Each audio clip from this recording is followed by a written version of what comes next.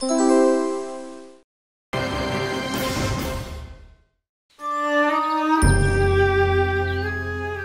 के घर की हालत कुछ ठीक नहीं है। पिताजी के रिटायरमेंट के बाद आर्थिक स्थिति कुछ ज्यादा ही खराब हो गई है। इसीलिए ग्रेजुएट होने के बाद ही पिछले 1 साल से अमन पागलों की तरह एक नौकरी की तलाश कर रहा है, पर किसी भी ऑफिस में उसे काम नहीं मिल रहा। माँ बाप भी उससे नाराज रहते हैं। हर दिन अमन की माँ बार बार उससे कोई भी नौकरी खोजने को कहती है और एक दिन अचानक अमन को एक न्यूज़पेपर में नौकरी का विज्ञापन दिखा। ऑस्कर पेपर मिल, 28 नंबर, आलोक कुमार शर्मा, अकाउंटेंट के लिए इंटरव्यू शुरू है।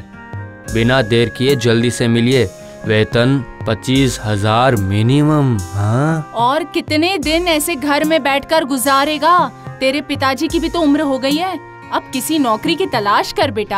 आखिर वो अकेले कब तक संभालेंगे? बताओ मुझे बेटा। आपको क्या लगता है माँ कि मैं कोई कोशिश नहीं कर रहा हूँ क्या? सिर्फ कोशिश करने से नहीं होगा, परिवार की भागदौड़ अब तुझे ही संभालनी पड़ेगी।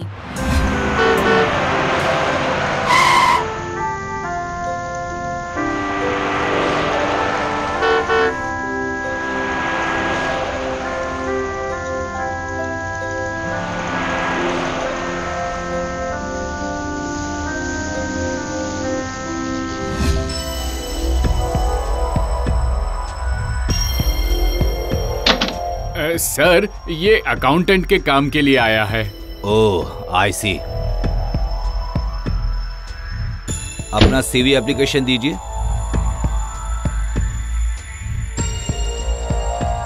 देखिए, पहले जो यहाँ काम करते थे राधा नाथ राय, उन पर हम आंख बंद करके विश्वास कर सकते थे। एक बात याद रखिएगा कि आप एक बड़ी जगह पर काम करने जा रहे हैं, इसलिए।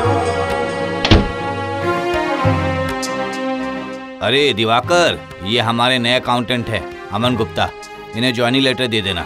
क्या काम है, कैसे करना है, वो सब आपको दिवाकर समझा देगा। Okay sir, thank you so much. और आपके पास कोई ऐसी एक्सपीरियंस नहीं है, इसलिए पेपर में जो सैलरी दी गई थी वो आपको नहीं मिलेगी। Okay sir.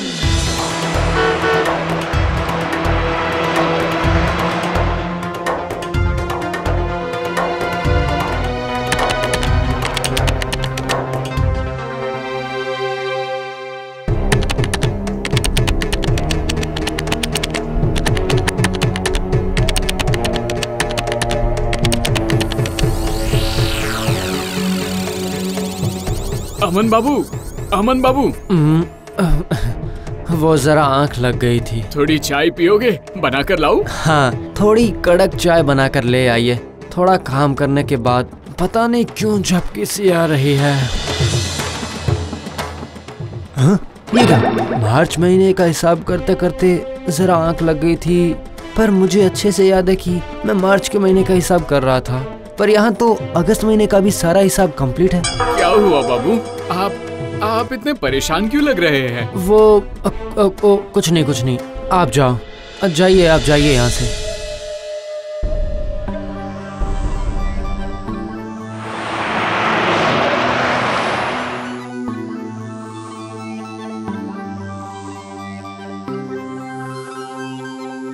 क्या करूँ, कल सब सबमिट करना होगा। लौटने में आज बहुत देर हो जाएगी। रामू भैया, एक कप चाय लाइए। लाता हूँ बाबू। अरे, लाइट चली गई, पर ऑफिस में तो। रामू भैया।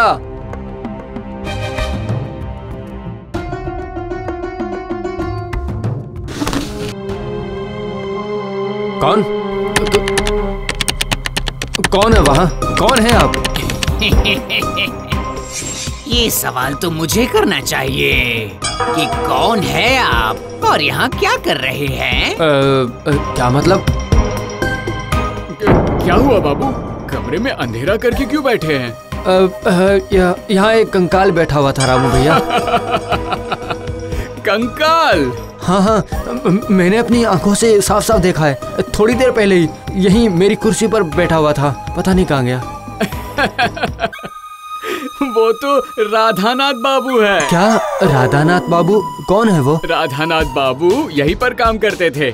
1 साल पहले एक गाड़ी से एक्सीडेंट होने के कारण उनकी जान चली गई। काम के पीछे पागल इंसान थे वो। सबसे पहले ऑफिस आते थे और सबसे आखिर में जाते थे। हाँ, ये सब तो ठीक है, पर इन सब के साथ आज की घटना का क्या संबंध है? राधानाथ बाबू का शरीर तो छूट गया, पर काम के प्रति उनका मोह खत्म नहीं हो पाया।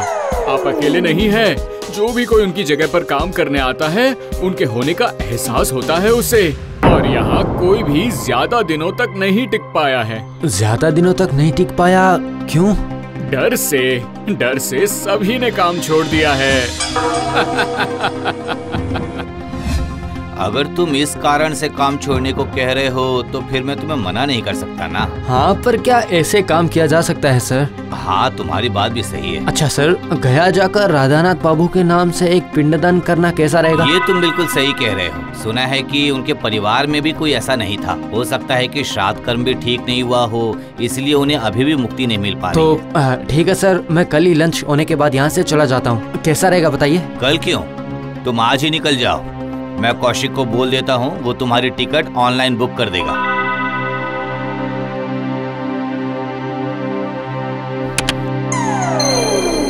किसने बत्ती किसने बुझाई? ए, तेरी हिम्मत तो कम नहीं है।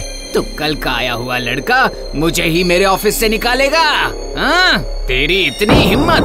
जी नहीं, देखिए, आपसे जरूर कुछ गलती हो रही है। मैं आपको भगाना नहीं, मुक्ति दिलवाना चाहता हूँ। मुझे कोई मुक्ति नहीं चाहिए। और तू कौन होता है मुक्ति देने वाला? हाँ, सुन लड़के, अगर तुझे अब कभी भी यहाँ देखा तो वो दिन तेरा आखिरी दिन होगा। समझ गया ना?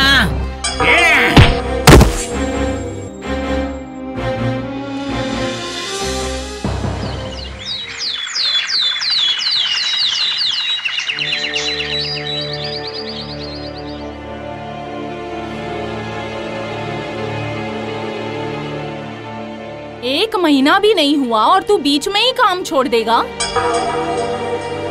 बचूंगा तभी तो काम करूंगा ना। और अगर ऐसे घर में बैठे रहे तो कुछ दिनों बाद बिना खाए ही मरना पड़ेगा।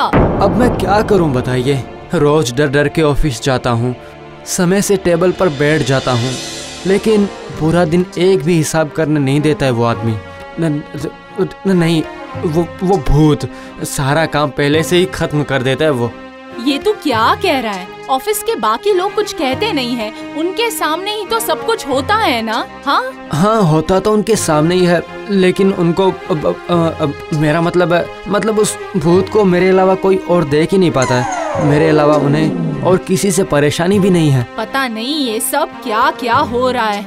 हाय हाय हाय हाय, अगर ये नौकरी चली गई तो हम कैसे जिएंगे? ईश्वर ही जाने। अब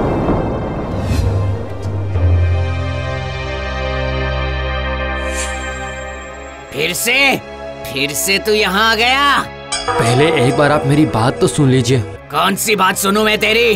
निकल जा, अभी के अभी निकल जा, अभी के अभी निकल जा यहाँ से। मेरे घर में बूढ़े माँ बाप हैं, मुझे काम की बहुत जरूरत है। आप प्लीज मेरी बात समझने की कोशिश करिए। तुम अपने माँ बाप के इकलौते बेटे हो? 1 महीना भी नहीं हुआ काम पकड़े हुए। आना जाना, कपड़े लत्ते, इन सब में बहुत सारे रुपए खर्च हो चुके हैं और तनख्वाह भी तो अभी तक। समझ गया। इसीलिए मैं वो कह रहा था कि चुप करो और मेरी बात सुनो। चुपचाप ऑफिस में जाना और मेरी चेयर के बैठे रहना। जो काम करना है वो सब मैं ही करूँगा। तनख्वाह के बारे में फिक्र मत करना, वो सब तुम्हारी होगी। ये आप क्या कह रहे हैं? मेरा सारा काम आप करेंगे? हाँ, मैं करूँगा। बस इस एक आदत को मैं कभी नहीं छोड़ पाऊंगा। और अगर तूने कभी भी मेरे पिंड दान के बारे में सोचा तो तेरी जान कैसे लेनी है वो मुझे अच्छे से पता है। मेरी बात समझ गया ना? तो ये गलती होनी नहीं चाहिए। नहीं, मैं ऐसा कभी नहीं करूँगा, कभी नहीं करूँगा। याद रखना, चुपचाप बैठे रहना, बस अपनी तनख्वाह लेना और अपने घर चले जाना। मेरी बात समझ गए ना तुम? हाँ, मैं समझ गया। जा, अब ऊपर जा। इन कुछ दिनों में जो तुमने प्रोग्रेस किया है, I am really impressed. Radhanath बाबू के बाद तुम्हें ही देखा है इतनी मेहनत से काम करते हुए। दरअसल सर मैं कोशिश करता हूँ सब काम सही तरीके से करने की, लेकिन तेरी कैसी मेहनत रे? हाँ? क्या हुआ, तुम चिल्लाए क्यों? नहीं सर, कुछ नहीं, कुछ भी नहीं। अच्छा वो आप क्या कह रहे थे मुझे कि काम की प्रोग्रेस, इम्प्रूवमेंट, ये सब दरअसल राधानाथ बाबू का आशीर्वाद है सर। ऐसी बात है। हाँ सर, हाँ।